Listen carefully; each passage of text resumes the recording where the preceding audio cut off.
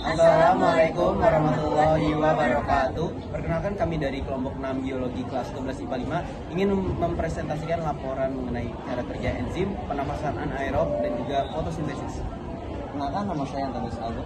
Perkenalkan, nama saya Gita Mutia. Perkenalkan, nama saya Muhammad Tikri Haikal Hadi. Perkenalkan, nama saya Randina Sofia. Perkenalkan, nama saya Blaine Fokrais beserta teman kami Zalis Nurul Taskia yang sedang dalam keadaan sakit. Jadi dia tidak bisa hadir dalam video perkenalan kali ini. Kita doakan semoga Zalis cepat sembuh. Amin. Amin. Alat dan bahan: nasi secukupnya, jeruk nipis seperempat potong, dan stopwatch.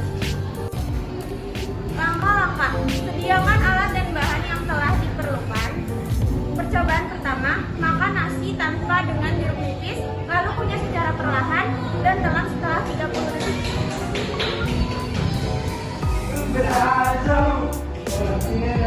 Percobaan kedua: makan nasi dengan dicampur jeruk nipis, lalu kunyah secara perlahan dan telan setelah 30 detik. Dan hasil percobaan pertama, nasinya dengan mudah terasa manis. Namun di percobaan kedua, nasinya terasa manis di detik ke-9.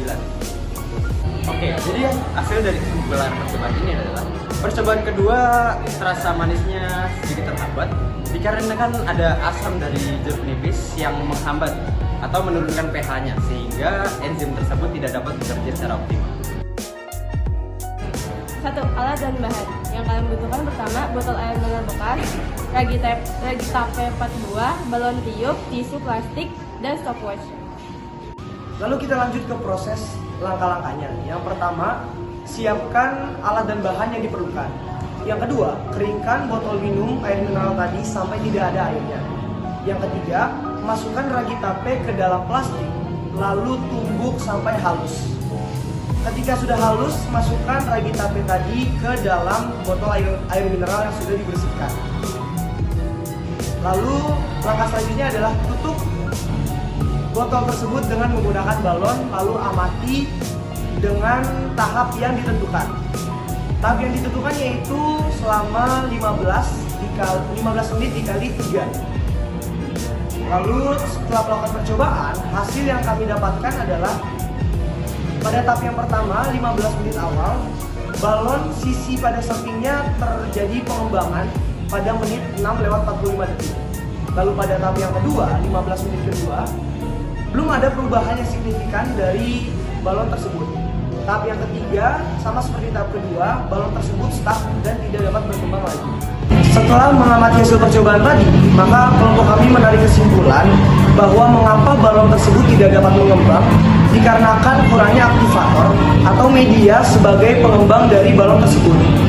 Aktivator kami hanya menggunakan ragi tape saja, dan itu juga jumlahnya tidak cukup banyak. Harusnya kita menambah seperti baking soda dan yang lainnya untuk proses penambahan CO2 dari percobaan tersebut. Lalu yang ketiga ada percobaan fotosintesis dengan menggunakan tanaman air.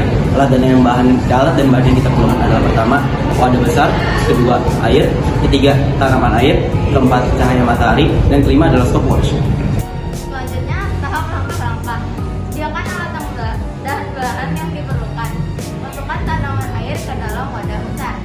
Isi wadah dengan air sampai menenggelamkan seluruh tanaman.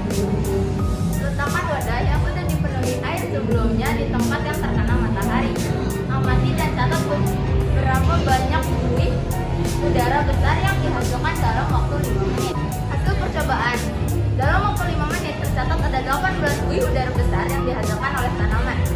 Kesimpulan: tanaman air yang terkena sinar matahari dapat berfotosintesis yang ditandai oleh buih-buih udara yang terlihat.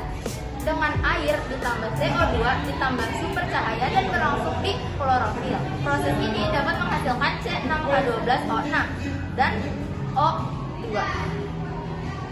yang terlihat dari buih-buih kecil dan besar. Sekian laporan yang kami presentasikan. Sekiranya mohon maaf apabila ada salah kata yang kurang berkenan di hati. Akhir kata, wassalamualaikum warahmatullahi wabarakatuh.